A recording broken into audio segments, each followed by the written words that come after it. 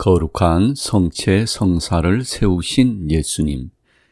주님의 명령에 따라 만찬의 주인은 다시 식탁을 세우고 그것을 조금 더 높이 올렸습니다.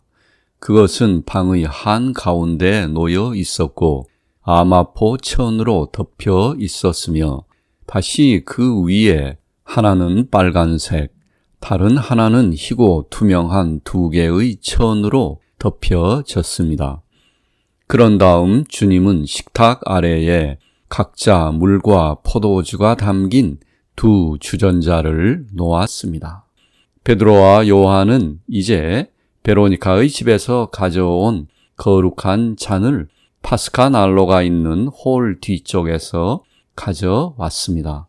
그들은 거룩한 잔이 들어있는 케이스를 둘이서 손에 들고 가져왔는데 그것은 마치 그들이 감시를 들고 가는 것처럼 보였습니다. 그들은 예수님 앞에서 그것을 탁자 위에 올려 놓았습니다. 얇고 흰 빛을 띤 파스카 빵을 담고 있는 접시는 탁자 위에 덮여 있었습니다.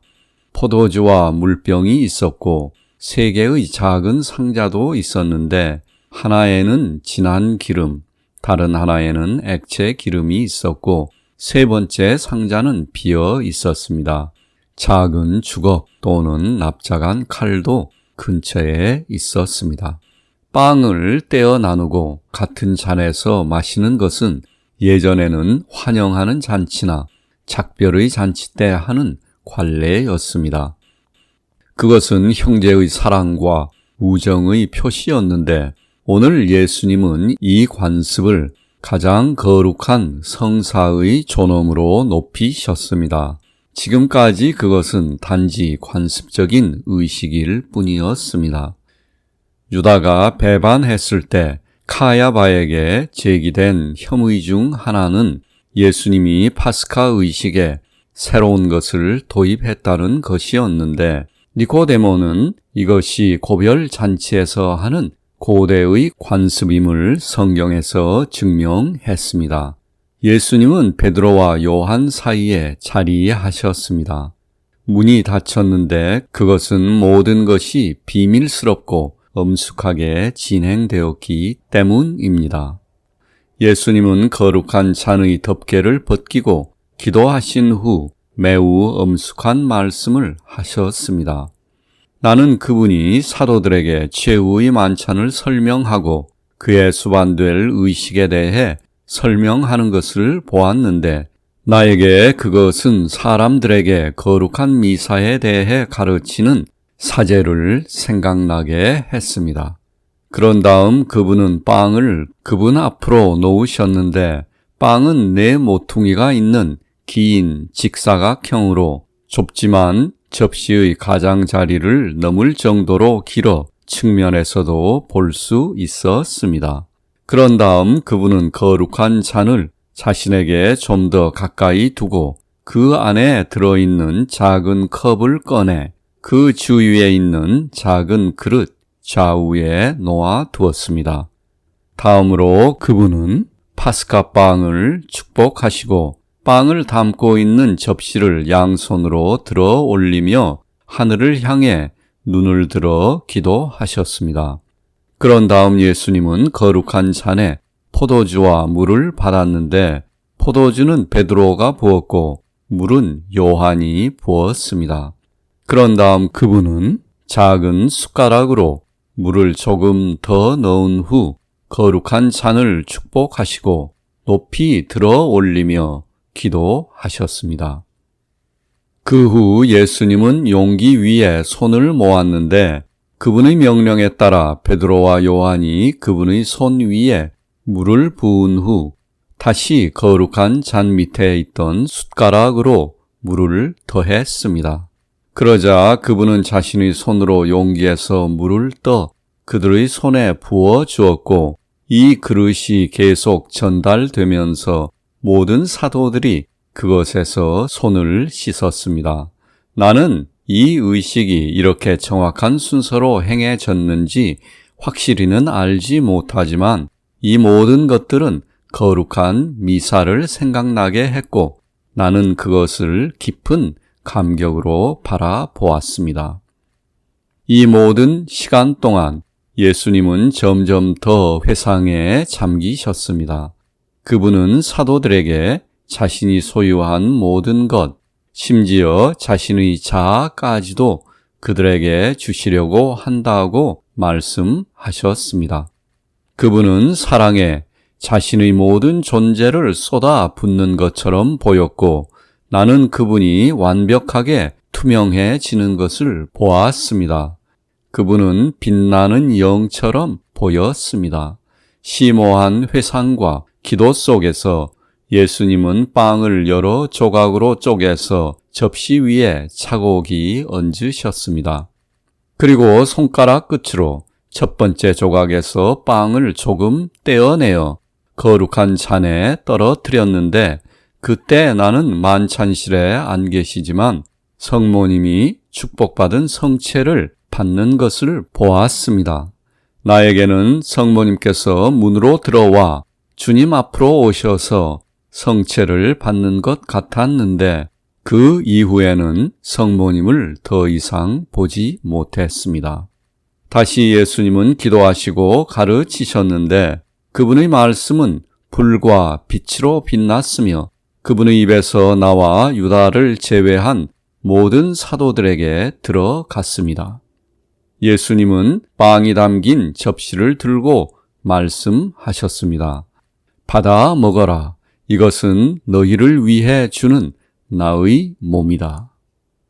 그분은 이 말씀을 하시며 마치 축복을 주듯이 그 위로 손을 펴셨는데 그렇게 하실 때 눈부시게 밝은 빛나는 빛이 그분에게서 나왔습니다.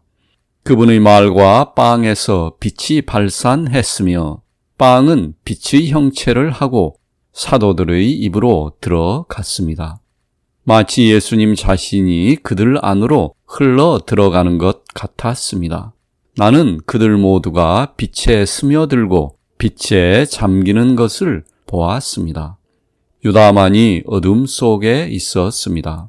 예수님은 빵을 먼저 베드로에게 그 다음 요한에게 주시고 그 다음으로 그분에게서 대각선으로 앉아있는 유다에게 다가오라는 표시를 하셨습니다. 그러므로 유다는 예수님께서 성체를 주신 세 번째 사람이었지만 마치 배신자의 입에서 주님의 말씀이 되돌아오는 것 같았습니다. 나는 그 광경이 너무 무서워 그때의 감정을 설명할 수도 없습니다. 예수님께서는 유다에게 내가 하려는 일을 빨리 하여라 라고 말씀하셨습니다. 그런 다음 주님은 나머지 사도들이 2명씩 나아오게 하시며 성체를 베풀어 주셨습니다. 다음으로 예수님은 거룩한 잔의 두 손잡이를 잡고 그것을 얼굴 높이로 들어 올리시며 축성의 말씀을 선언하셨습니다. 그렇게 하시는 동안 그분은 전체가 변형되어 투명하게 변하셨는데 마치 그분이 자신이 주시는 것으로 넘어가는 것 같았습니다. 예수님은 아직 자신이 손에 들고 있는 거룩한 잔에서 베드로와 요한이 마시게 한 다음 그것을 내려놓았습니다. 요한은 작은 스푼으로 성혈의 일부를 거룩한 잔에서 작은 컵으로 옮겼고 베드로가 그것을 2명씩 나아오는 사도들에게 건네주어 그들은 2명씩 같은 컵에서 마셨습니다. 비록 확실치는 않지만 유다도 잔을 마셨지만 그는 그의 자리로 돌아가지 않고 즉시 만찬실을 떠났는데 다른 사도들은 예수님이 그에게 어떤 임무를 수행하도록 사명을 주셨다고 생각했습니다. 그는 기도나 감사도 없이 나가버렸는데 여기서 우리는 우리의 일용할 양식과 영생하는 양식에 대해 감사하지 않는 것이 얼마나 악한 것인지 알 수 있습니다. 나는 전체 만찬 동안 한쪽 발이 뼈와 같은 작은 붉은 흉물이 유다의 팔에 앉아 있다가 종종 그의 심장까지 올라오는 것을 보았는데 문 밖에서 3개의 마귀가 그를 둘러싸는 것을 보았습니다. 하나는 그 입으로 들어갔고 하나는 그를 밀고 3번째 것은 그의 앞에서 달렸습니다.